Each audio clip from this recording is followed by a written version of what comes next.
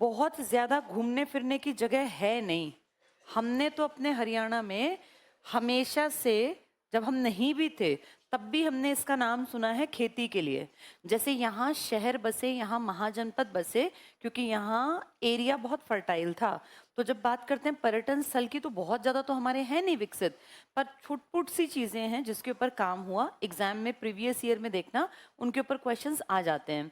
हरियाणा हमेशा से या तो दिल्ली के साथ अटैच रहा, या यूपी के साथ, या पंजाब के साथ।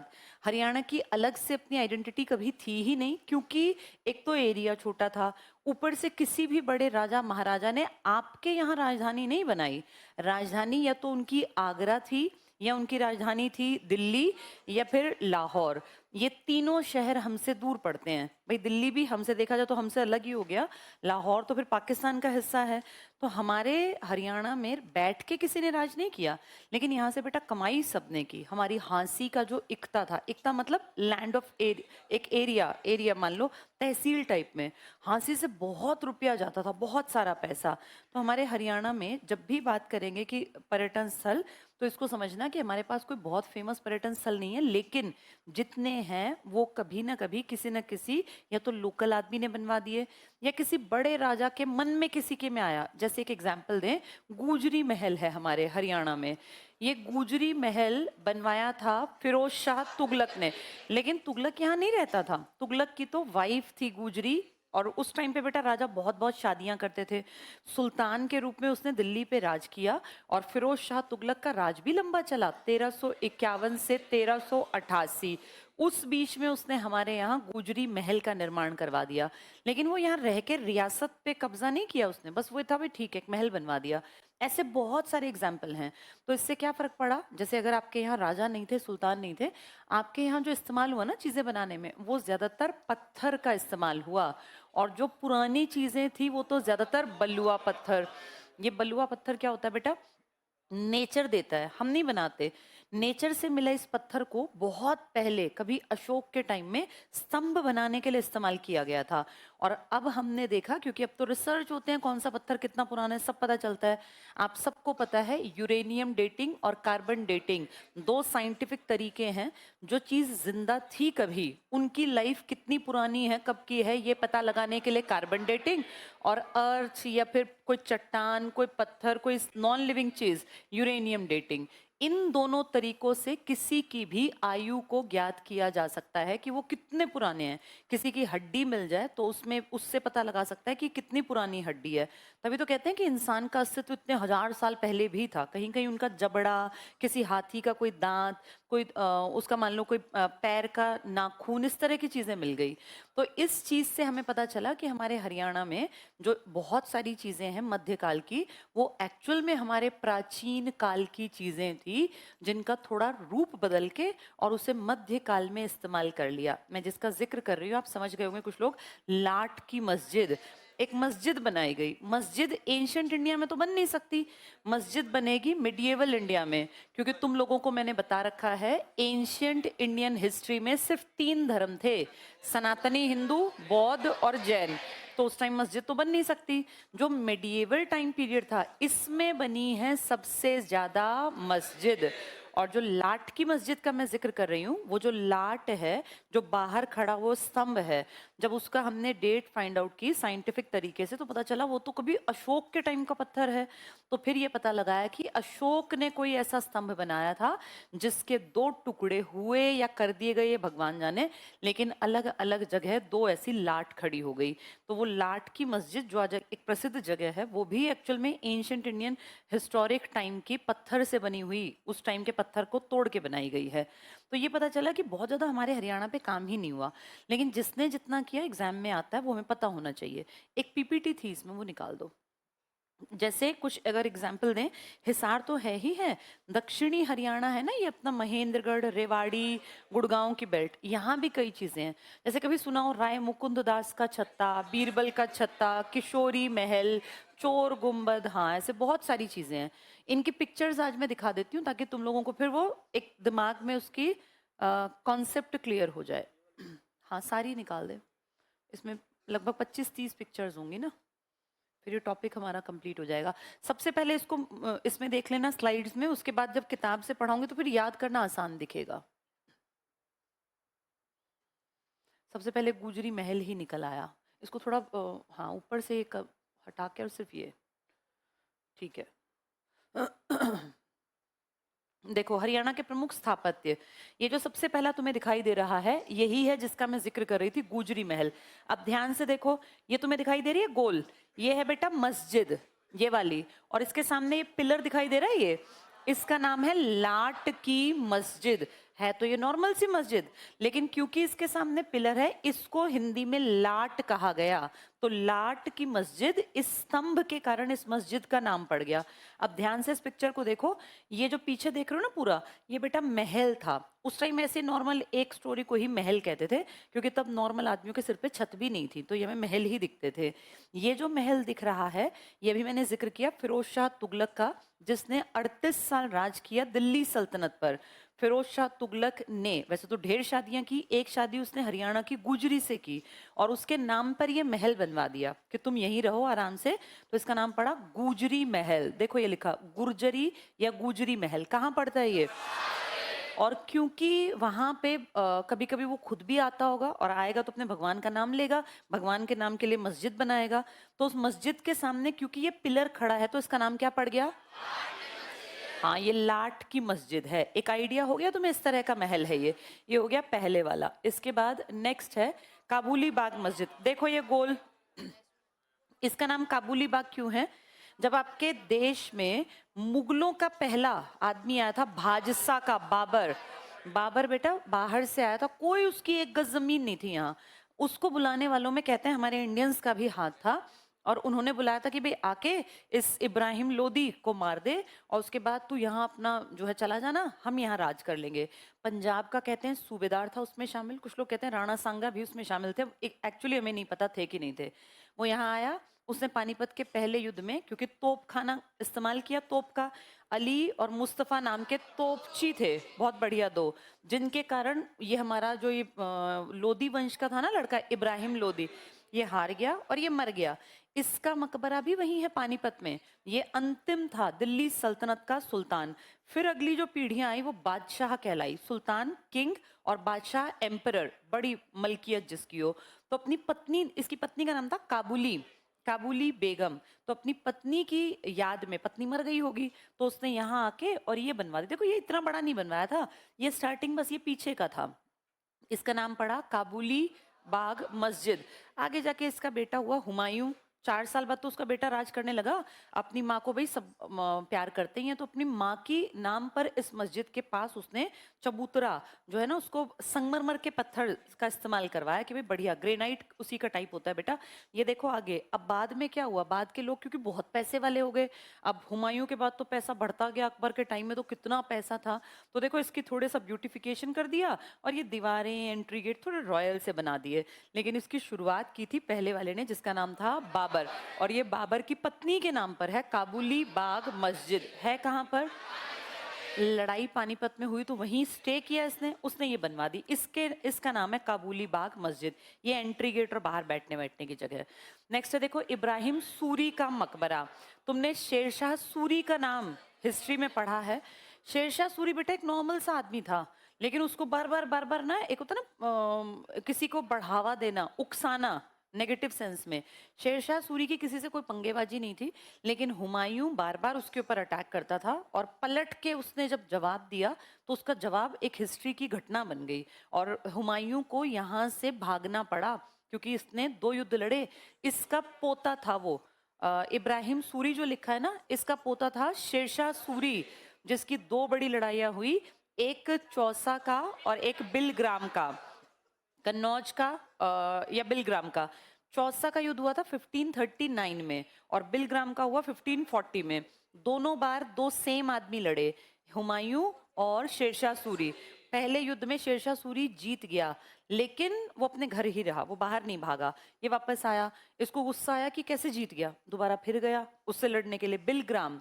इस बार शेरशाह सूरी ने बहुत बढ़िया तरीके से सारी चीज़ों को हैंडल किया और ये हालत हो गई कि शायद ये हुमायूं मरेगा, इसकी जान बचाने के इसको दिक्कत हो गई, वहां से ये भागा और भागने के बाद कहते हैं ऐसी बुरी तरह इसके पीछे पड़ी उनकी फौज से ना कि ये भारी भरकम कपड़ों समेत, राजा भारी कपड़े पहनते थे लोहे वोहे के, उसमें कूद गया एक नदी में।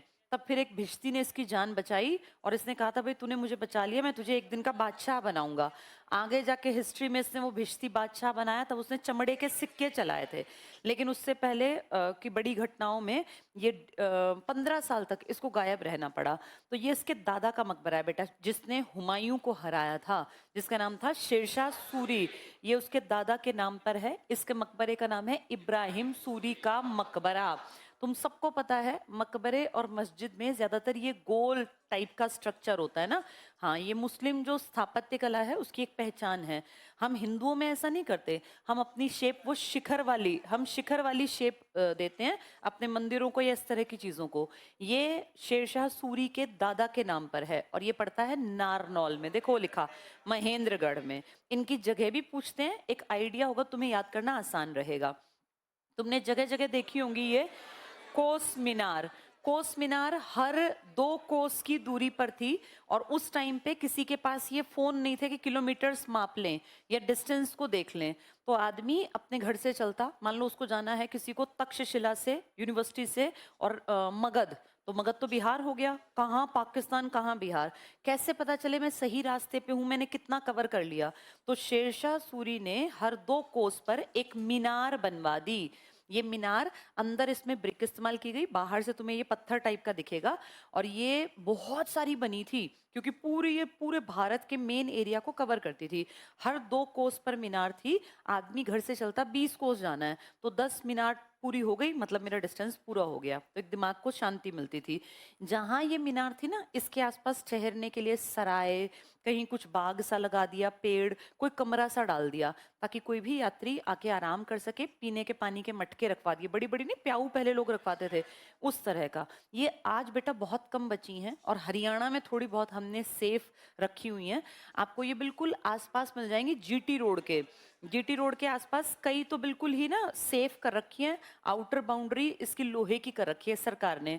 पर देखो जैसे ये रही, इसमें देखो ध्यान से, इसकी आउटर बाउंड्री ताकि कोई तोड़ ना दे, अदरवाइज मैक्सिमम टाइम के साथ ये तो खुद ही टूट गई या लोगों ने तोड़ दी। जैसे मान लो कोई ट्रक जा रहा है, पलट गया, किसी ने ट्रैक्टर ने मार दिया, गिरा दिया, ये कोई ऐसी लोहे की मजबूत तो थी नहीं, ये तो बस अपनी ये था कि गिनती के लिए थी। इसका नाम है बेटा कोस मीनार।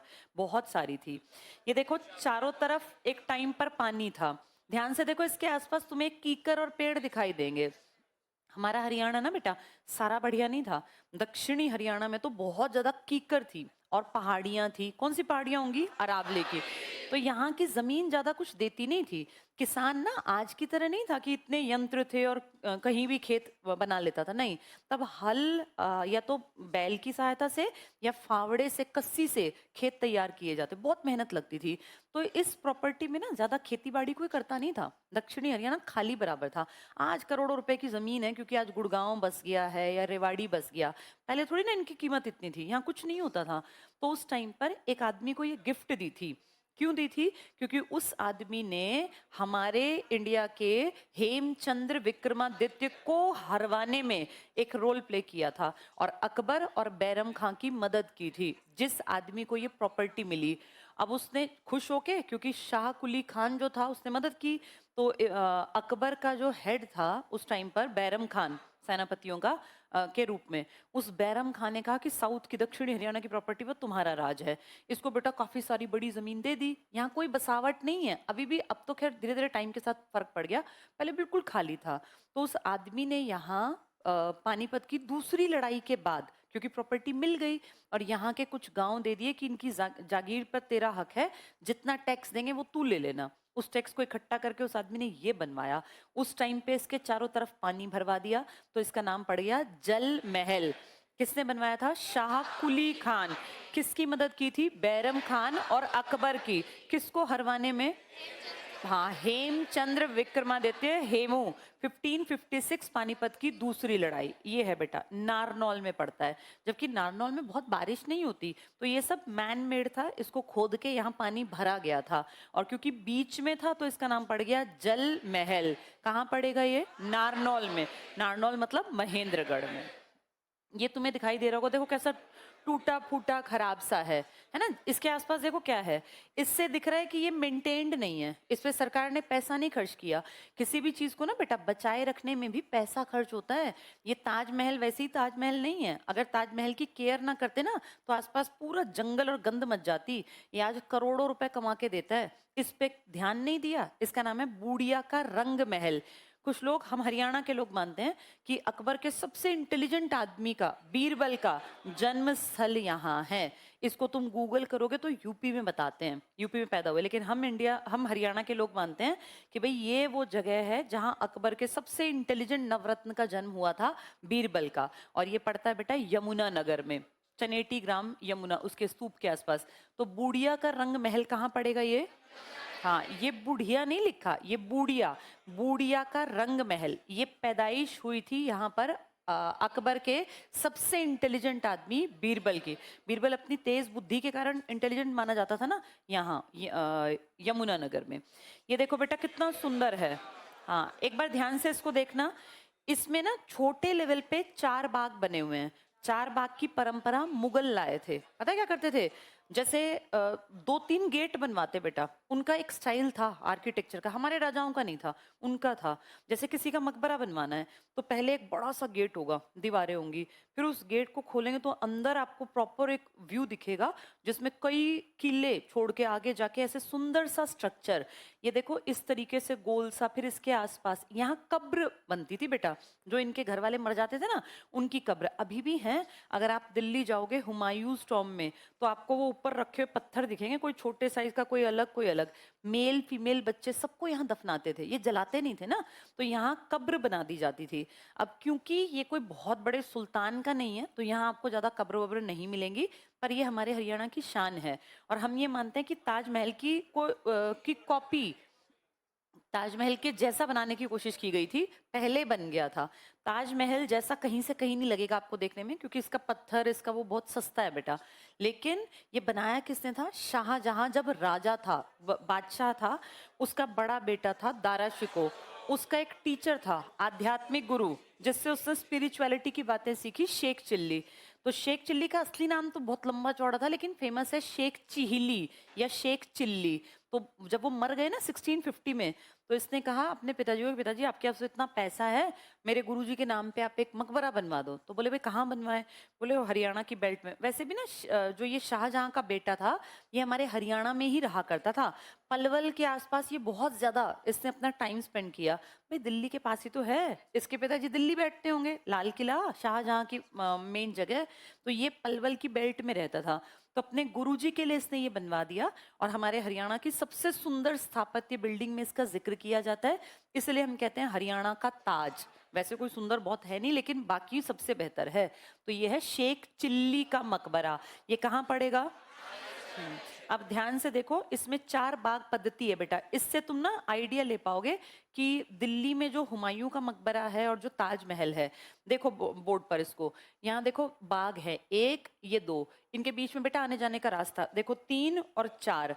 ये जो बीच का हिस्सा देख रहे हो, इसमें पानी भरते थे, और इसके आसपास ये ना छोटी छोटी, इनमें पानी चलता था, और ये पतली पतली सी, बिल्कुल पतली पतली नालियों जैसी सी ना अंदर तक जाती थी, क्योंकि उस टाइम पे एसी का कॉन्सेप्ट तो था नहीं। तो राजा वगैरह जहाँ रहते थे, अब ये तो खैर एक मकबरा है, लेकिन जहाँ रहने की जगह थी ना, वहां भी ऐसे ही स्ट्रक्चर बनाए जाते थे, और अंदर पतली पतली इनके अंदर पानी चलता रहता था नाली सी में। तो उससे क्या होता था, हवा जब आती थी तो वो ठंडी हो जाती थी। तो इस तरीके से बनाए गए थे कि प्रॉपर तरीके से एसी वाला काम करें। यही काम सर्दियों के लिए भी था। राजा ज्यादातर ना बेटा अपने महल में 2 हिस्से बनवाता था, एक में वो गर्मियों में रहा करता था और एक में वो सर्दियों में। जहाँ सर्दी में रहता था ना, वहाँ कांच का इस्तेमाल करवाता था ताकि गर्माहट बनी रहे। इनके भी उस टाइम पे एसी और ये सब चीजें ना होने के बावजूद वैसा एनवायरनमेंट क्रिएट करते थे। तो ये हरियाणा की शान है, थानेसर में पड़ता है, कुरुक्षेत्र में। नाम है इसका शेख चिल्ली का मकबरा। ये है बेटा महम चौबीसी का चबूतरा। कुछ नहीं है, तुम्हें दिख रहा है यहाँ, ये ऊपर देखो टीन लगा दी है। ये बहुत बड़ा चबूतरा, जैसे चौपाल होती थी ना गाँव की, 20-50 आदमी इकट्ठे हो जाएं। 24 गांव की पंचायत यहाँ बैठा करती थी पुराने टाइम में। अब किसके ही पास इतना टाइम है, लेकिन अब भी लोग इकट्ठे होते हैं। जब कोई राजनेता अपनी एंट्री करता है पॉलिटिक्स में, तो कहते हैं इस पूरी बेल्ट के गांव कि अगर आपको आशीर्वाद मिल गया तो आपका जीतना निश्चित है। तो इसका नाम पड़ गया 24 चबूतरा। 24 गांव की पंचायत यहाँ बैठा करती थी, तो नाम पड़ा 24 चबूतरा। है कहाँ पर? महम कहाँ है? हम सब जानते हैं हरियाणा की राजनीतिक राजधानी होने का गौरव रोहतक को मिला। रोहतक से पहली बार 10 साल तक एक आदमी आपका सीएम रहा था, हुड्डा। हुड्डा के पिताजी जो हैं वो आपकी संविधान सभा के मेंबर थे। उनके सिग्नेचर हैं संविधान की असली किताब पर। तो बेटा इसकी इंपॉर्टेंस समझ जाओ। गांधी के साथ बराबरी पर बैठ के खाना खाया हुआ है हुड्डा के पिताजी ने, तो कितनी बड़ी हस्ती होंगे। उनके कहने पर गांधी रोहतक आए थे, हरियाणा आए थे उस टाइम, इस पूरी बेल्ट में, भिवानी वगैरह। तो ये उसको दिखाता है कि यहाँ जिसको आशीर्वाद मिल गया वो 100% सक्सेसफुल रहेगा राजनीति में। और उसमें अगर देखें तो हुड्डा का राज्य का पहला सीएम है, लगातार 10 साल काटे। ओम प्रकाश चौटाला कई बार आए, लेकिन कभी भी तो हमने देखा रुके नहीं, टिके नहीं। 10 साल टिकने वाला पहला आदमी यहीं से, तो भाई इसी बेल्ट के तो हैं, किलोई वाली बेल्ट के। तो ये कहाँ पड़ेगा? सारा रोहतक में। इसका नाम है 24 चबूतरा। तो इस चबूतरे पर 24 गांव की बैठक। नेक्स्ट है शेख तैयब का गुंबद। ऐसे बहुत सारे लोग थे बेटा, सबकी हिस्ट्री में जगह नहीं मिली। तुम खुद देखो ये क्या है, बस ये ऐसा बना दिया, ये छोड़ दिया। ये आदमी नाम क्या था इसका? शेख तैयब। कहाँ है इसकी? कैथल में। इसके बाद बीरबल का छत्ता। इसको ध्यान से देखो, नीचे देखो कितनी सारी घूमने फिरने की, रहने की जगह। फिर ऊपर बना दिया थोड़ा सा। ये बीरबल ने नहीं बनाया, बनाया था राय मुकुंद दास ने। मुकुंद दास ने, बाद में कहते हैं यहाँ पे बीरबल बहुत आया करता था, जबकि राय मुकुंद दास बाद में पैदा हुआ। बीरबल तब तक मर चुके थे, लेकिन बीरबल पहले पुराने टाइम में इस एरिया में आते थे। तो कुछ लोगों ने कहा भाई इसका नाम रख दो बीरबल का छत्ता। कई लोगों ने कहा क्यों बीरबल तो यहाँ जब आते तब तो था नहीं, इसका नाम राय मुकुंद दास का छत्ता। तो एक ही चीज के दो नाम है ये। बीरबल का छत्ता नारनौल में है, जहां वो जल महल था, अभी आपका दिखाया था ना मैंने, वहीं पर ये बीरबल का छत्ता। कुछ नहीं बेटा, रहने की जगह थी, इसमें कमरे बने होंगे, अंदर आराम से रहते होंगे। बनवाने वाले आदमी का नाम था राय मुकुंदास। तुम्हें लग रहा होगा इसमें कौन सी बड़ी बात है। बेटा उस टाइम पे ना छत सिर पे होना बहुत बड़ी बात थी। जब ये बने थे तो उस टाइम के लोगों को ये महल दिखते थे। आज तुम्हें नॉर्मल लग सकता है, लेकिन ये उस टाइम पर बहुत बड़ी बात थी। जैसे तुमने देखा रेलू राम पुनिया की कुछ लोगों ने, अब तो तुमने देख ली, ऐसे तो नॉर्मल बहुत लोगों ने बना रखी है, लेकिन उस टाइम पे बहुत बड़ी बात थी, क्योंकि वो बहुत पुरानी बात है, 20-30 साल पहले। आज ना हम सबकी नजरों में नॉर्मल चीजें हैं, लेकिन जिसने ये उस टाइम पे बनाई थी तब ये बहुत बड़ी अचीवमेंट थी, क्योंकि नॉर्मल आदमी तब कच्चे घरों में रहा करता था जब ये इतने बड़े बड़े महल टाइप बने। तो इसलिए हिस्ट्री में इनको जगह मिल गई। क्या नाम है इसका? कहाँ पड़ेगा ये? नाड़ो। बनवाया किसने है? राय मुकुंद दास ने। इसके बाद शीश महल है फर्रुख नगर गुड़गांव में। इसको बेटा कुछ लोग कहते हैं ये फूहड़ नकल है लाल किले की। लाल किला तो बहुत रॉयल है, शाहजहां ने बनवाया। ये शाहजहां के उस लाल किले की फूहड़ नकल बना दी। तुम्हें दिख रहा है पानी चलने के लिए नहर सी बनी हुई है ये, लेकिन ये कोई बहुत सुंदर नहीं बन पाया। बेटा सारा खेल होता है पैसे का। शाहजहां किसका वंशज था? अकबर का। उसके पूर्वज कितना पैसा जोड़ के गए, ये एक नॉर्मल से आदमी ने बनवाया तो उतना पैसा नहीं लगा पाया, तो इसलिए लोगों ने कह दिया ये फूहड़ नकल। फूहड़ मतलब गवार, बेवकूफ वाला काम। तो ये लाल किले की फूहड़ नकल किसको कह देते हैं? ऐसा कहते हैं पुराने टाइम में इसमें बहुत सारे शीशे लगाए गए थे। यहाँ जो ये आले से बने हुए ना बेटा, इनमें शीशे थे। टाइम के साथ सर्दी गर्मी में वो खराब हो गए, टूट गए। कुछ लोगों ने तोड़ दिए, क्योंकि ये कोई बहुत केयर तो की नहीं गई होगी। लोग बाग आए होंगे, बच्चे बच्चे घूमते होंगे, किसी ने कांच वांच तोड़ दिए। एक टाइम पे इसमें कांच का प्रयोग किया गया था, तो नाम क्या रखा गया था? शीश महल।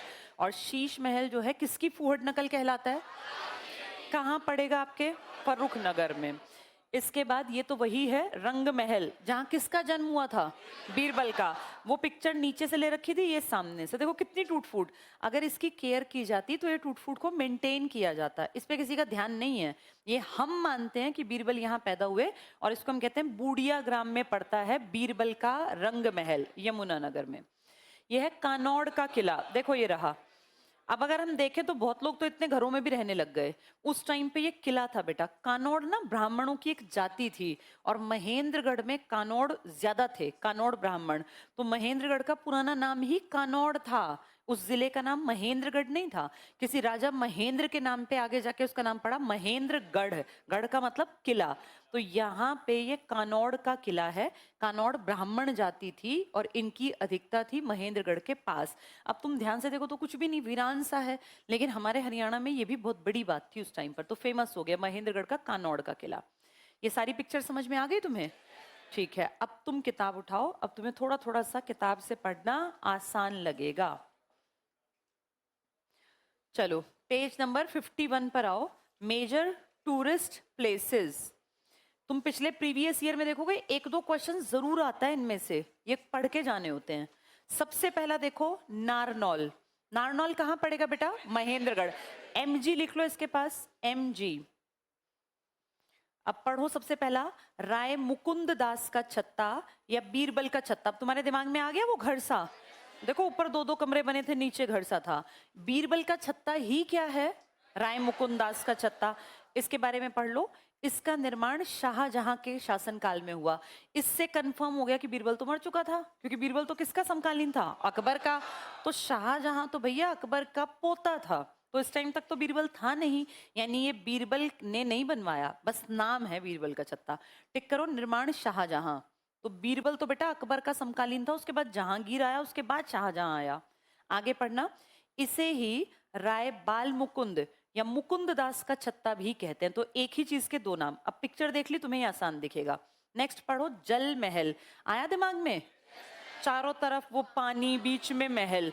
किसको मरवाने में हेल्प की थी इसने? हेमू को। कौन था ये आदमी? शाह कुली खान। कुली होते हैं जो सामान ढोते हैं, इसने जल ढो दिया, जल भर दिया वहां। पढ़ के देखो, जल महल 11 एकड़ में बना है। इसका निर्माण 1591 में, मुझे सेकंड पानीपत की लड़ाई का टाइम पीरियड बताओ। 1556। उसके बाद बेटा प्रॉपर्टी मिली होगी 56 के बाद, फिर इसने वहां से टैक्स इकट्ठे किए होंगे, फिर इसने काम किया होगा ना, तो इसलिए कई साल बीत गए। ये टिक कर लो, निर्माण 1591। वैसे 71 में इसको कहते हैं प्रॉपर्टी वॉपर्टी पे कामकाज, इसकी पकड़ बन गई थी। नारनौल के जागीरदार, अंडरलाइन करना, शाह कुली खान, बस पढ़ लो, ने करवाया। इसने ही हेमू को घायल किया था, अंडरलाइन करो। हेमू घायल, हेमू की आंख में तीर लग गया था बेटा। हाथी के हौद पे बैठा था वो ऊपर, और वो 100% जीतने वाला था, लेकिन एन मौके पे एकदम से उसकी आंख में तीर लगा। आंख सेंसिटिव होती है, वो बेहोश सा हो गया और उस हौद से नीचे गिर गया। नीचे गिरते ही बैरम खान ने उसकी गर्दन काट दी। तो ये लास्ट एक सबसे बड़ी घटना बनी, वरना वो जीत जाता। जैसे ही वो गिरा, उसकी फौज भाग गई कि राजा तो मर गया, उनको लगा मर के गिरा होगा। लेकिन फिर जब फौज भाग गई तो राजा क्या ही करेगा। फिर वहां बैरम खान ने इसकी गर्दन काट दी, और बैरम खान को फील हुआ कि हम तो हारते हारते बच गए। किस आदमी की वजह से? इस शाह कुली खान। इसने तो तीर मारा था, इसलिए इसको जमीन दी गई। फिर इसने कौन सा महल बनवाया? जल महल। तो ये टिक कर लो। हेमू को घायल, लिख लो, आंख में तीर, फिर तुम्हें याद आ जाएगा। तो इसने पानीपत की दूसरी लड़ाई में उसको घायल कर दिया था। 1556 लिख लेना, पानीपत की दूसरी लड़ाई। पानीपत की दूसरी लड़ाई 1556, उसमें तीर लगा था उसकी आंख में। हेमू, हेमू ही हेमचंद्र विक्रमादित्य है, ये भी लिख लो, हेमचंद्र विक्रमादित्य। हिंदू था ये, 1 महीने राज कर पाया, बस 1 महीने। अक्टूबर में आया, नवंबर में कलेश हो गया। नेक्स्ट पढ़ो, चोर गुम्बद। चोर गुम्बद की थोड़ी सी कहानी सुन लो। एक आदमी को ना ऐसा लगता था कि जब मैं मर जाऊंगा तो कोई भी मेरे लिए कुछ नहीं करवाएगा, तो मैं जीते जी अपनी गुम्बद बनवा दूं, कल को कोई ना बनवाए। कई लोग होते हैं ना, जब बुढ़ापा बहुत आता है तो अपने जीते जी अपना काज करवा देते हैं कि तेरा गांव के लोगों को खिला दे। देखे तुमने इस तरह के बुढ़े? हाँ, उनको लगता है भाई कल को कोई करे ना करे। तो इन्होंने भी अपना ऐसे ही किया, अपने जीते जी, अपने मरने के बाद जो बनती है ना, पहले ही बनवा दी। नाम रखा चोर गुम्बद। इन्होंने नहीं रखा चोर, चोर तो कहते हैं वहां छिपने लग गए थे, तो लोगों ने नाम रख दिया कि चोर गुम्बद है ये। पढ़ो चोर गुम्बद। जमाल खान, अंडरलाइन कर लो, जमाल खान। फिर पढ़ो, नामक एक अफगान ने, अफगान टिक करना, अपनी ही समाधि स्थल के रूप में इस गुंबद का निर्माण करवाया था। बाद में ये अड्डा बना लिया, घटिया लोगों ने वहां जुआ खेलते, छिप जाते, तो लोगों ने नाम रख दिया कि ये तो चोर गुंबद है। तो बेचारा ये अपने गुंबद का नाम, देखो किस्मत कैसी होती है, जीते जी इसको शक था कोई बनवाएगा नहीं, बनवा गया, खर्चा कर गया, बाद में वो चोरों का ठिकाना बना, तो लोकल लोगों ने क्या कहा कि ये चोर गुंबद है। कहाँ पड़ेंगी ये सारी? महेंद्रगढ़, नारनौल में। बीरबल का छत्ता, राय मुकुंद दास का छत्ता, जल महल और चोर गुम्बद, तीनों इंपॉर्टेंट है महेंद्रगढ़ में। अगली देखो पलवल, पलवल का किला, मोटिया कला नाम है बेटा इसका, ये अंडरलाइन कर लो, मोटिया कला। फिर पढ़ो के नाम से प्रसिद्ध शेरशाह सूरी के समय बनवाया गया। इस सूरी के दादा ही तो हैं इब्राहिम खान सूरी, देखा नहीं, बड़ा सा बनवा रखा था अपने दादा का। नेक्स्ट पढ़ना होडल की सराय, होडल बेटा जगह का नाम है, सराय क्या होती है? जहां पुराने लोग रुका करते थे। आज हम इसको INN इन बोल देते हैं, जिसमें लोग शरण लेते हैं रात में रुकने के लिए। पढ़ो होडल की सराय, इसका निर्माण अंडरलाइन करो भरतपुर के राजा सूरजमल द्वारा करवाया गया।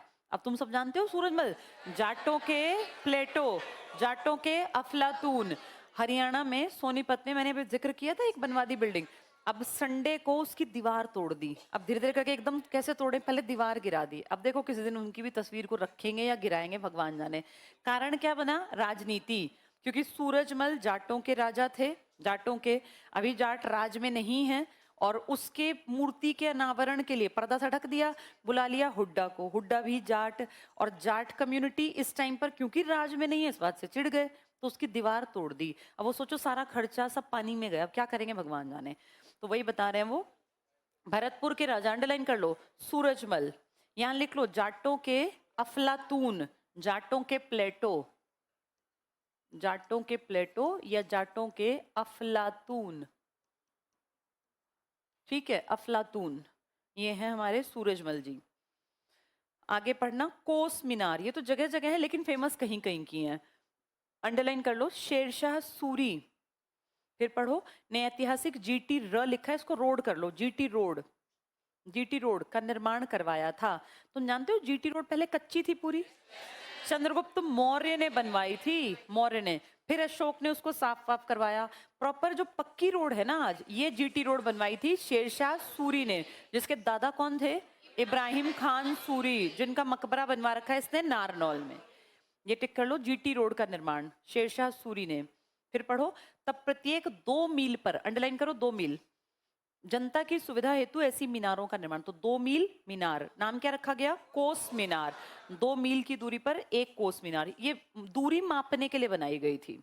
नेक्स्ट पढ़ना महेंद्रगढ़, माधोगढ़ का किला, मिनी मसूरी बोलते हैं, डबल अंडरलाइन करो, इसको मिनी मसूरी बोल देते हैं महेंद्रगढ़ के इस एरिया को, माधोगढ़ के किले को। आसपास बेटा वो हरे भरे पेड़ हैं इसलिए अंडरलाइन करना। अरावली की पहाड़ियों में स्थित, अब पहाड़ी है तो सोचो ठंडक रहती होगी, बढ़िया मौसम, तो किसे कहते हैं? मिनी मसूरी है हमारे हरियाणा का, माधोगढ़ के किले को mini Mussoorie, very very important है ये। अरावली की पहाड़ियों में स्थित है, निर्माण करवाया सवाई माधोपुर के शासक माधो सिंह ने, अंडरलाइन कर लो सवाई माधोपुर के शासक माधो सिंह ने, तो इसने मिनी मसूरी बनवा दिया। कौन सा किला? माधोगढ़ का किला, तो माधो सिंह ने माधोगढ़ का किला बनवा दिया। बनवाया कहाँ है? हमारे महेंद्रगढ़ में, तो माधो सिंह ने माधोगढ़ का किला हमारे महेंद्रगढ़ में बनवाया, जिसको कहते हैं मिनी मसूरी, म है माधो सिंह, महेंद्रगढ़ और मिनी मसूरी, इंपॉर्टेंट है ये। नेक्स्ट है तावड़ू, सोहना, सोहना पता है? गुड़गांव, गुड़गांव में तावड़ू का किला है। ये किला बाद में नाहर सिंह का किला के नाम से प्रसिद्ध हुआ। पहले क्या होता था बेटा, एक आदमी ने काम कर दिया, वो उतना फेमस नहीं था, अगला कोई फेमस आया, उसने थोड़ा सा उसको रेनोवेट किया, उसके नाम से हो गया। ये जो आगरा का लाल किला है, ये अकबर ने पूरा नहीं बनवाया, पहले से था स्ट्रक्चर, थोड़ा उसने पक्का करवा दिया, तो उसके नाम से जाना जाता है। तो ये टिक कर लो, तावड़ू का किला नाहर सिंह के किले के नाम से प्रसिद्ध हुआ। नाहर सिंह हमारे लोकल हीरो थे बेटा, हमारी अपनी बेल्ट के, हरियाणा के।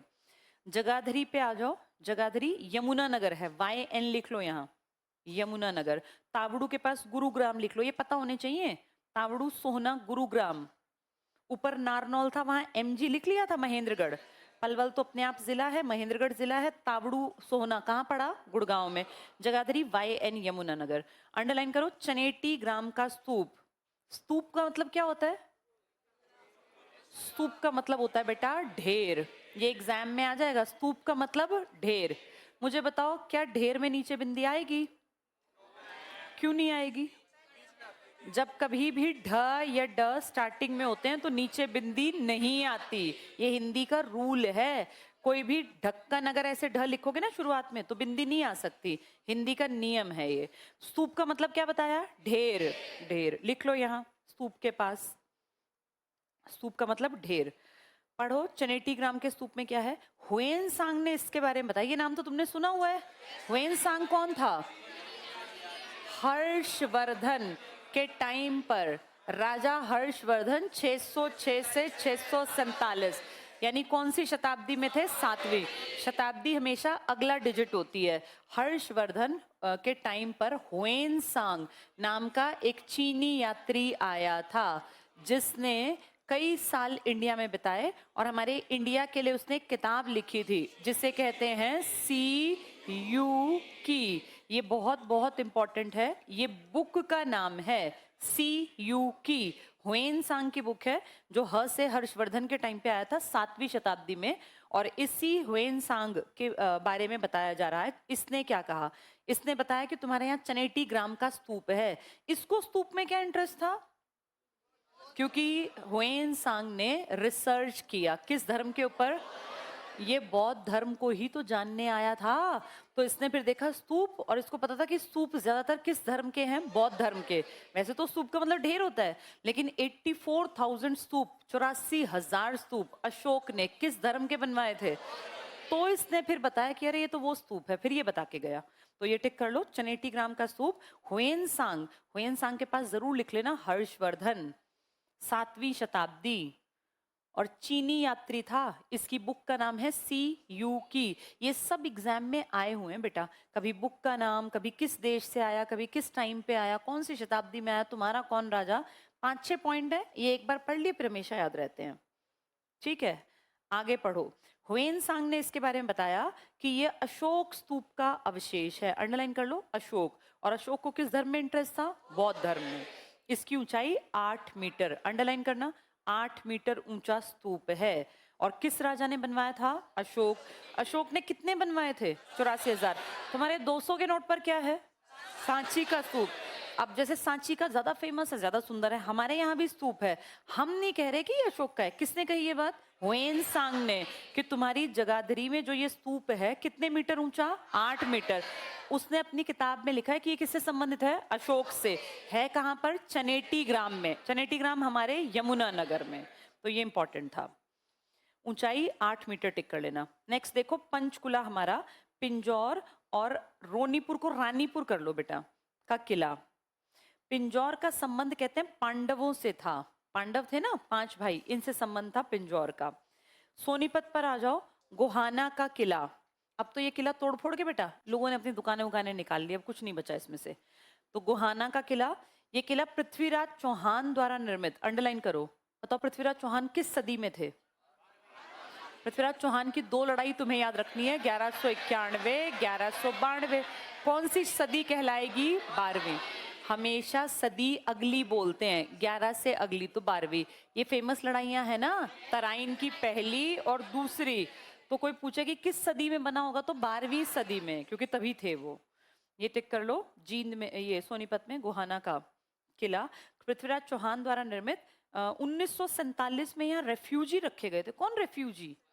पाकिस्तान से भाग के, पाकिस्तान के पंजाब से भाग के इस पंजाब में आए थे ना। और हरियाणा किसका हिस्सा था? पंजाब का। तो दक्षिणी हरियाणा में भेज दिया कि वहां रख लो। तो किस किले में रखे गए थे? गोहाना के किले में। गोहाना का किला किसने बनवाया था?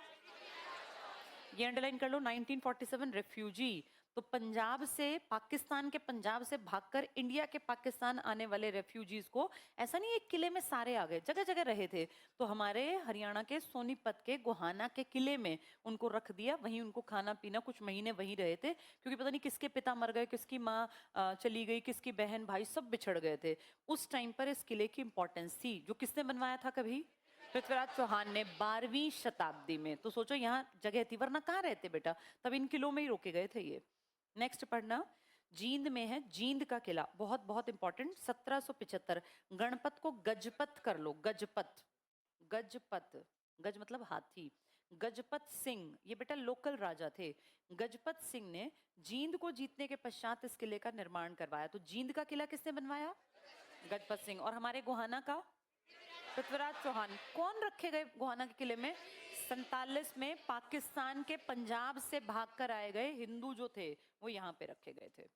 नेक्स्ट चेक करना, जींद का किला गजपत सिंह के बाद सिरसा में राजा सारस का किला, सिरसा सारस, राजा सारस का किला, इसका निर्माण सिरसा के राजा सारस द्वारा, तो उसी के नाम पे सिरसा, सारस सिरसा। हिसार में आ जाओ, बहुत इंपॉर्टेंट, फिरोज शाह का महल। कौन फिरोज शाह?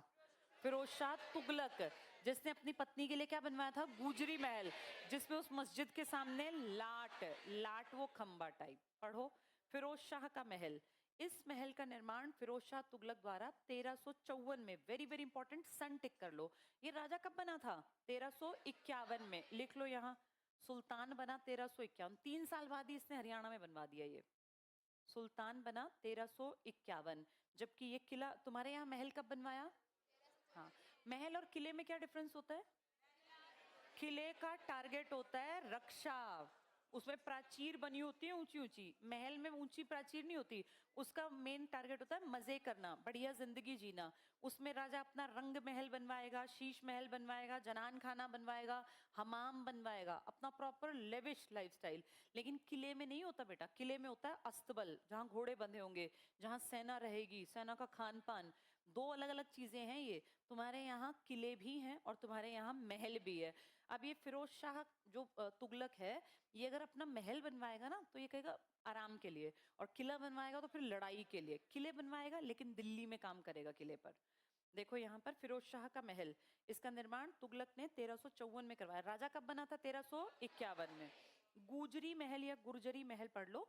इस महल का निर्माण फिरोज शाह तुगलक ने अपनी पत्नी गुर्जरी की याद में 1356 में, तो पहले अपना बनवाया, फिर इसकी पत्नी ने कहा तूने अपना बना लिया, मेरा भी बना दे, फिर 2 साल बाद इसका भी बनवा दिया, 1356 में करवाया। ये महल आयताकार आकृति में था, दोनों महल एक ही कॉम्प्लेक्स में, टिक कर लो। तो 2 महल बेटा, क्या तुमने देखा नहीं कितने छोटे छोटे महल थे, एक स्टोरी से थे, 5-6 कमरे डाल दिए, ले महल हो गया ये। तब ऐसे ही महल थे, तो एक ही कॉम्प्लेक्स में 2 बना दिए। एक का नाम क्या है? फिरोज शाह तुगलक का, एक का नाम है गुजरी महल। अब जब ये अपने यहाँ रुकता तो भगवान की पूजा भी करता होगा अपने अल्लाह की, तो कहाँ जाता था? मस्जिद। मस्जिद के आगे क्या लगा दी? लाट, तो बन गई लाट की मस्जिद। टिक कर लो ये। एक ही कॉम्प्लेक्स में कहाँ पड़ेंगे दोनों? हिसार में। लाट की मस्जिद भी इसी का पार्ट है, गुजरी महल भी इसी का पार्ट है, और फिरोज शाह का महल भी। मकबरा नहीं है, मकबरा मरने के बाद है, वो फिर दिल्ली में है। नेक्स्ट पे आ जाओ, लाट की मस्जिद, इसी को एक्सप्लेन कर रखा है। यहां लिख लो अशोक, ये एक्चुअल में तो अशोक का पत्थर था, बलुआ पत्थर, अशोक के समय का। फिर पढ़ो, इस मस्जिद का निर्माण फिरोज शाह तुगलक ने, ये मस्जिद की बात कर रहे हैं, लाट की बात नहीं कर रहे, 1354 में करवाया। तो अब समझो, अपना महल बनाया 1354 में, फिर अपनी पूजा के लिए क्या बना ली? मस्जिद। महल और मस्जिद एक साथ बनाए कब? 1354। पहले दिल्ली में कब इसने राजपाट शुरू किया? 51 में। अपनी पत्नी के लिए कौन सा बनवाया? 56 में, गुजरी महल। तो 51 में दिल्ली में, 54 में फिर यहाँ, फिर वहीं अपनी लाट की मस्जिद, और फिर 56 में गुजरी महल। ये टिक कर लो, 1354 में इसका लाट की मस्जिद का। ये मस्जिद लाल बलुए पत्थर से निर्मित है, ऊंचाई 20 फीट, ऑब्लिक कर लो। इसमें एक्चुअली कई मिलते हैं। पता है क्या दिक्कत है बेटा? हरियाणा की चीजों पे किसी ने ज्यादा काम नहीं किया, और देश में सबसे ज्यादा जो ऑथेंटिक काम करती है ना इन सब के लिए, उसका नाम है ASI, archaeological survey of India. ये बड़ी चीजों पे ध्यान देती है, ये ऐसी छोटी मोटी चीजों में, अब यहाँ तुमने 1000 चीज बना रखी है, देखा था वो एक कैथल वाला था, तो वो कौन देखने आएगा? ऐसे ऐसे तो देश भर में पता नहीं कितने हैं बेटा, सबको नहीं संभालते, ये लिमिटेड चीजों को संभालते हैं, इसने हमारे ऊपर ज्यादा ध्यान दे नहीं रखा, कुछ कुछ पे ध्यान दिया है। तो ये जो बता रहे हैं लाट की मस्जिद, इसमें ये जो 20 मीटर लिखा है ना, इसीलिए डिस्प्यूट रहता है, क्योंकि इसकी एक्चुअल ऊंचाई मापने के लिए फिर ऑथेंटिक किसको माने? तो लोकल अपने हिसाब से दे रहे हैं, विदेशी अपने हिसाब से, इसलिए मैं ऑब्लिक में लिख पा रही हूँ। 20 के पास ऑब्लिक में करके लिख लो, 45 फीट, कोई सा एक मिलेगा, 45 फीट, और 45 फीट के पास ब्रैकेट में लिखना 13.75 मीटर, 13.75 मीटर। अब इसके पीछे का लॉजिक ये हो सकता है कि जो 45 फीट कह रहे हैं, वो पूरी वो जो लंबी थी ना जब अशोक के टाइम की, उसको माप रहे होंगे, फिर उसके 2 टुकड़े टूटे, जिनमें से एक टुकड़ा इस मस्जिद के सामने लगाया, वो कितने फीट का होगा? 20। तो अगर पेपर में दोनों की आ गई तो क्या टिक करके आओगे? 45। वो तुमसे ये नहीं पूछेंगे अलग अलग, वो हो सकता है 45 और 25 और 75 ऐसे दें, तब टिक करना 45। 45 का मतलब कितने मीटर बताया? 13. हाँ, तो ये अपने दिमाग में रखना कि वो हो सकता है 20 ना पूछ के 45 पूछें। अगर जानबूझ के वो उस टुकड़े की हाइट पूछ रहे हैं जो वहां लगा हुआ है तो फिर 20, यानी 20 भी आ सकता है, 45 भी आ सकता है, 13.75 भी आ सकता है, वो मीटर में है। हमें तीनों पता है। अब आगे पढ़ो। हाँसी में, हाँसी बेटा अब तो जिला बनने जा रहा है। पहले किसका पार्ट था? हिसार का। हाँसी में हमारे पृथ्वीराज चौहान ने ना बड़ा सा किला बनवाया था, जिसे कहते हैं हाँसी का किला। और वहां पे ना 80, 80 का मतलब होता है बेटा तलवार। कहते हैं तलवार बनाते थे, पूरी एक फैक्ट्री थी तलवार बनाने की, तो उसका नाम पड़ गया असीरगढ़ का किला या असीगढ़ का किला। गढ़ मतलब होता है एक एरिया, ये हमारा गढ़ है, हमारा एरिया है, अपने एरिया को बोलते थे राजा। तो असीगढ़ का किला कह दें या असीरगढ़ का किला कह दें या कह दें आसी का किला या कह दें हाँसी का किला, एक ही प्रॉपर्टी की बात है, नाम अलग अलग हैं बस। पढ़ के देखो। हाँसी में आसीगढ़ का किला या पृथ्वीराज चौहान का किला। असी का मतलब होता है तलवार, तो आसी का किला, असी का किला, हाँसी का किला, असीरगढ़ का किला, ये सब एक के ही नाम है। पढ़ के देखना। इसका निर्माण 12वीं शताब्दी, क्योंकि पृथ्वीराज चौहान बेटा 1100 कुछ में ही तो थे, तो 12वीं शताब्दी, 12वीं शताब्दी में करवाया गया। राजपूत शासक, अंडरलाइन करो, पृथ्वीराज चौहान के लिए बनाया गया। ये किला 30 एकड़, अंडरलाइन कर लो, 30 एकड़ में फैला है। कुछ इतिहासकार इसे अनंगपाल तोमर द्वारा निर्मित भी मानते हैं, अंडरलाइन कर लो ये भी। अब कुछ मानते हैं, सब नहीं मानते। इसका मतलब ये किला हो सकता है दो में से किसी एक ने बनवाया हो। अनंगपाल पुराने थे बेटा, वो थे 8वीं शताब्दी में, दिल्ली बसाई थी अनंगपाल तोमर ने। और कुछ कहते हैं कि नहीं, पृथ्वीराज चौहान का है जो 12वीं शताब्दी में, यानी 400 साल का गैप है। अनंगपाल तोमर 736-38 में दिल्ली पे काम कर रहे थे, तो अगर माने उन्होंने बनाया तो कौन सी शताब्दी का हो गया? 8वीं का। लेकिन अगर कहें वो 1191-92 वाले चौहान, तो 12वीं का। यहाँ ऑब्लीक कर लो, 8वीं/12वीं। अगर अनंगपाल कुछ की बात मानेंगे तो 8वीं शताब्दी, और अगर ज्यादातर की बात मानेंगे तो 12वीं शताब्दी में हाँसी का किला बना। अनंगपाल 8वीं सेंचुरी के थे और पृथ्वीराज चौहान 12वीं सेंचुरी के। अस्सी का मतलब क्या होता है? तलवार। क्या ये पेज सबकी समझ में आ गया? हाँ, ये याद तब होगा जब समझ में आएगा। इसके आगे पहुंचो बेटा। नेक्स्ट पे है भिवानी। भिवानी में है तोशाम की बारादरी। ये बारादरी क्या है? एक बार बोर्ड पे मैं दिखा देती हूँ तुम्हें। देखो बोर्ड पे देखो सब लोग, एक ऐसे बेटा बड़ा सा सेंट्रल हॉल है, पूरा सेंट्रल हॉल, और इसके चारों तरफ यहाँ पे ऐसे 3-3 ऐसे कमरे से बना रखे हैं, जैसे कमरे हों। तो ये 3 चौके 12 हो गए ना, ये 12 दर है, ये दरवाजे नहीं लगे हुए, कुछ नहीं लगा हुआ, लेकिन नाम पड़ गया। बीच में सेंट्रल हॉल है और कहते हैं यहाँ सिंहासन लगता था पृथ्वीराज चौहान का। पृथ्वीराज चौहान एक यंग लड़का था, उसने अजमेर, राजस्थान, दिल्ली और हरियाणा के एक बड़ी बेल्ट पे अपना कंट्रोल स्थापित किया। यहाँ के लोग उसकी बहुत इज्जत करते थे, और यहाँ पे वो आके ना कभी कभी डिसाइडेड टाइम था भाई, 3-4 महीने में एक बार यहाँ आते थे, और यहाँ उनकी कचहरी लगती थी, तो बैठ के सबकी बातें सुनते थे। लोग बाग आते भाई हमारे साथ अन्याय हो गया, इसने ऐसा किया, तो फिर वो सजा देते थे। तो इससे कहते थे कि ये पृथ्वीराज चौहान की कचहरी है, जैसे कोर्ट भरता है ना, ऐसे भरता था ये। यहाँ न्याय का सिंहासन था। खास बात क्या थी? कहते हैं कि ये जो 12 दरवाजे ये लगे हुए थे ना कमरे, इनमें किसी में भी चौखट का वैसे इस्तेमाल नहीं किया गया था, सामने सीधे दिखता था। तो यहाँ लोग बाग बैठते होंगे, जैसे आजकल देखो हमारे मंत्री मंत्री नहीं है जनता दरबार लगाते हैं, देखा है तुमने कभी वीडियोस में जनता दरबार लगता है? उसमें क्या करते हैं, एक डिसाइडेड टाइम होता है भाई, बुधवार को 11 बजे फला मंत्री यहाँ आएंगे, तो उस प्रॉब्लम जिसकी उससे जुड़ी प्रॉब्लम है ना, वो अपनी पर्चियां सी ले आते हैं, सब उसमें सब आते हैं, गांव के कोई भी आ सकता है। वहां एक ऐसे बड़ा सा हॉल टाइप होता है, उसमें यहाँ पे ऐसे लाइन में बैठे होते हैं मंत्री, एसपी, डीएसपी, जो भी एडमिनिस्ट्रेशन के बड़े बड़े अफसर हैं, सब बैठते हैं, एसएचओ वगैरह भी। फिर कोई कहता है जी मैंने इतने दिन से पर्ची दी हुई है, ये मेरी दरखास्त नहीं सुन रहे हैं ये वो, फिर मंत्री उससे पूछता है हाँ भाई एसपी साहब क्या एक्शन लिया? फिर कहेगा सर हमने ये किया, ये नहीं किया।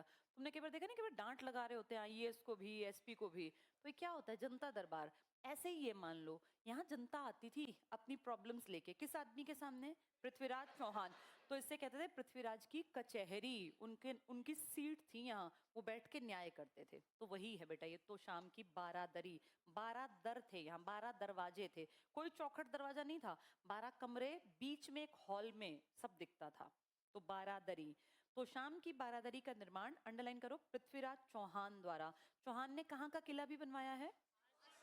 एक हाँसी का और एक हमारे गोहाना का। चौहान बेटा अच्छा लड़का था बहुत, लेकिन वो एक युद्ध के बाद उसकी हिस्ट्री नहीं पता, बहुत काबिल था, 25-26 साल का तो पकड़ ही लिया था। तो पृथ्वीराज चौहान पढ़ लो, के द्वारा करवाया गया। इसे पृथ्वीराज चौहान की कचहरी, अंडरलाइन करो, बारादरी ही कचहरी है। इस बारादरी में 12 दरवाजे थे, बीच में केंद्रीय कक्ष था जिसमें चौखट नहीं थी, ये इंपॉर्टेंट बात थी। तो बारादरी किसने बनवाई मानते हैं? पृथ्वीराज की 3 बड़े स्ट्रक्चर बताना हरियाणा में, गोहाना का किला, हाँसी का किला और तोशाम की बारादरी। ऊपर ये लाइन में लिख लो, लिखो पृथ्वीराज चौहान 12वीं शताब्दी, पृथ्वीराज चौहान 12वीं शताब्दी, तीनों लिख लो अब। गोहाना का किला, जिसमें कौन से सन के रेफ्यूजी ठहराए थे तुमने? 47 के रेफ्यूजी। तो गोहाना का किला ऑब्लिक, और बताओ क्या था? हाँसी का किला। हाँसी के किले में 2 डिस्प्यूट भी हैं, कुछ लोग कहते हैं वो अनंगपाल तोमर का है, 8वीं शताब्दी वाले का, हाँ, और कुछ कहते हैं 12वीं का, और एक ये हो गई बारादरी। तो 3 अलग, तीनों के जिले सेम है या अलग अलग? बारादरी कहाँ है? भिवानी में, तो शाम मतलब भिवानी, और असीगढ़ का हाँसी हिसार में, और ये गोहाना वाला सोनीपत में। तो 3 अलग जिले हो गए। चलो नेक्स्ट पढ़ो। गुरुग्राम में शीश महल दिखाया था मैंने अभी, वो शीशे विशे तोड़ रखे थे। फर्रुख नगर का किला उसी को कहते हैं बेटा, उसी का नाम शीश महल है। इसका निर्माण 1733 में, यानी औरंगजेब मर गया था उसके बाद, फर्रुख नगर में, अंडरलाइन करो, मुगल नवाब फौजदार खान ने, फ से फर्रुख नगर, फ से फौजदार खान, इसने फूहड़ नकल बनाई, फ इसकी जिंदगी में है, फौजदार खान, फर्रुख नगर, फूहड़ नकल, क्या लगवा दिए उसमें सारे में? शीशे। उसी का नाम है फर्रुख नगर का किला, महल होगा बेटा, किला है, अच्छा किला लिखा हुआ है, फौजदार खान ने करवाया। नेक्स्ट है रोहतक में महम की बावड़ी, स्वर्ग का झरना, ज्ञानी चोर की बावली। बावली पता है क्या? वो पानी, सीढ़ीदार कुआं। यहाँ किसी ने बेटा पुराने टाइम में बनवाई थी बावली, बाद में यहाँ ना एक ज्ञानी चोर था, कोई ज्ञानी, कहते हैं वो चोर था लेकिन बहुत ज्ञान की बातें करता था, तो ज्ञानी चोर इसमें छिपा करता था, उसका गिरोह था पूरा, जैसे वो अली बाबा 40 चोर की कहानियां है ना, ऐसे। तो यहाँ वो बहुत ज्ञानी आदमी था और लूटता था वो किसी किसी को जो गड़बड़ करते थे, जो पैसे वाले आदमी थे, तो इसका नाम पड़ गया ज्ञानी चोर की बावली। इसी को कुछ लोग कहते हैं स्वर्ग का झरना, क्योंकि गर्मियों में राहत मिलती थी, पानी था यहाँ। टिक कर लो, ये बहुत बहुत इंपॉर्टेंट, वेरी इंपॉर्टेंट लिख लो। महम की मैंने तुम्हें कौन सा चबूतरा दिखाया था? वो 24सी, वो राजनीति का था, ये छिपने की जगह थी। तो स्वर्ग का झरना कह दें या ज्ञानी चोर की बावली कह दें या महम की बावड़ी, एक ही बात है। बावली क्या होती है बेटा? हाँ, सीढ़ीदार कुआं। 100 रुपए के नोट पर क्या है? रानी की वाव, वो बावली ही तो है, बावली ही है वो, यहाँ लिख लो ये बात, लिखो सीढ़ीदार कुआं। तो 100 रुपए के नोट पर भी है वो बस वो गुजरात पाटन की है, ये हमारी को ज्यादा कोई जानता नहीं है। क्या नाम है हमारी वाली का? ज्ञानी चोर की, स्वर्ग की का झरना, ज्ञानी चोर की बावली, इसी को कहते हैं महम की बावली। जैसे तुम्हारी ये हुएन सांग ने बताया, तुम्हारी कौन सी फेमस जगह है? चनेटी ग्राम का स्तूप। बाकी तो हमें तो नहीं पता था। उसने क्या कहा, कितने मीटर ऊंचा है ये? 8 मीटर। और तुम्हारे वो लंबा सा खंबा स्तंभ कितने का था? 2 है उसके, या तो 45 या तो 20, और मीटर में आ गया तो 13.75। किसने अपना महल बनाया था? कौन था वो आदमी? वो जो दिल्ली से आया था, फिरोज शाह तुगलक। कब बनवाया? 1354। अपनी पत्नी वाला लाट की मस्जिद कब बनवाई? 54 में। दिल्ली कब संभाली? 51 में, 51 में। चलो नेक्स्ट देखो, इसका निर्माण 1665 में मुगल शासक शाहजहां के शासनकाल में, अंडरलाइन कर लो, 1665 मुगल शासक शाहजहां। एक मिनट, ये 56 होना चाहिए बेटा, क्योंकि 1658 में तो उसके लड़के ने उसको पकड़ ही लिया था। इसको ठीक कर लो, 56 कर लो इसको। 58 से तो वो जेल में उसमें बंद कर दिया था ना, क्या नाम था इसका, आगरा के किले में, एक एरिया में, कि भाई वही बंद रहे। 1656 करना बेटा इसको। मुगल शासक शाहजहां के शासनकाल में सूदो कलाल, इसको ठीक करो, कलाल लिख दिया, कलाल, सूदो कलाल द्वारा करवाया गया। तो जिसने ये महम की बावड़ी बनवाई है उसका नाम है सूदो कलाल। और कब बनवाई इसे? 1656। किसका राज था? शाहजहां का। क्या नाम है इसका? कौन यहाँ छिपने लग गए जिनके नाम पे पड़ा? चोरों की, हाँ, ज्ञानी चोर की बावड़ी।